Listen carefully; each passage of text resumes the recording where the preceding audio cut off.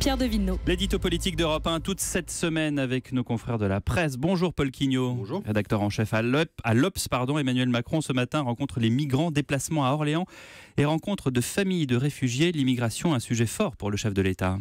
Oui, et la présidence de la République a annoncé que le chef de l'État prononcerait aujourd'hui un discours important et fondateur de sa politique en matière d'immigration. En attendant d'entendre le discours qu'il prononcera, et alors qu'une dizaine de personnes, dont des femmes enceintes, sont mortes il y a 2 jours au large de la Libye, rappelons à Emmanuel Macron quelques-unes de ses promesses de campagne sur le sujet.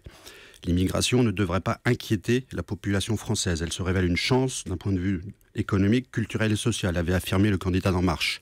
La France doit assumer sa juste part dans l'accueil de réfugiés, avait-il déclaré, se gardant, il est vrai, de fixer des objectifs chiffrés.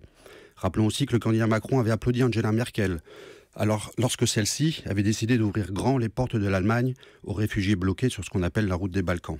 Et une fois élu, le chef de l'État, lors d'un conseil européen en juin, avait parlé de décisions courageuses de la chancelière. Nous devons accueillir des réfugiés car c'est notre tradition et notre honneur. Et Emmanuel Macron de conclure, nous devons faire preuve de solidarité quand un de nos voisins fait face à des arrivées massives de réfugiés ou de migrants. Et c'est là que le bas commence à blesser. Oui, car non, la France, M. Macron, n'est pas solidaire en ce moment de l'Italie où affluent des milliers de migrants. Non, M. Macron, la France n'assume pas sa juste part. Notre voisin italien, beaucoup plus généreux que nous, est à bout de souffle. Et nous, qu'entend-on sur ce sujet? Un ministre de l'Intérieur, il accompagne d'ailleurs aujourd'hui le président à Orléans, parler de kyste à propos des ONG qui viennent en aide aux migrants à Calais. Qu'entend-on à Tarbes, où un hôtel sert de centre d'accueil, que des habitants ont construit un mur devant sa porte avant, Dieu merci, de le détruire le lendemain? Que lit-on? Un rapport d'une ONG internationale dénoncer les violences policières envers les réfugiés désireux à Calais de passer en Angleterre?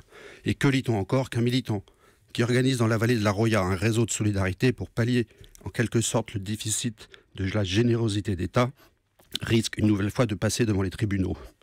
Bien sûr, le sujet est compliqué. La France, pour citer la phrase de Michel Rocard, ne peut pas accueillir toute la misère du monde. Mais oui, la France peut faire plus. Oui, la France doit accentuer sa pression sur la Hongrie, l'Autriche ou la Pologne, qui mènent en la matière des politiques indignes du rêve européen.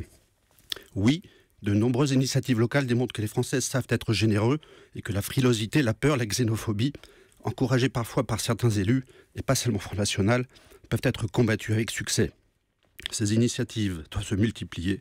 Elles doivent aussi être encouragées, certes par un discours fondateur, mais par des actes et une politique plus volontariste, plus généreuse au plus haut niveau de l'État. Merci, c'était l'édito politique de Paul Quignot, rédacteur en chef à l'Obs.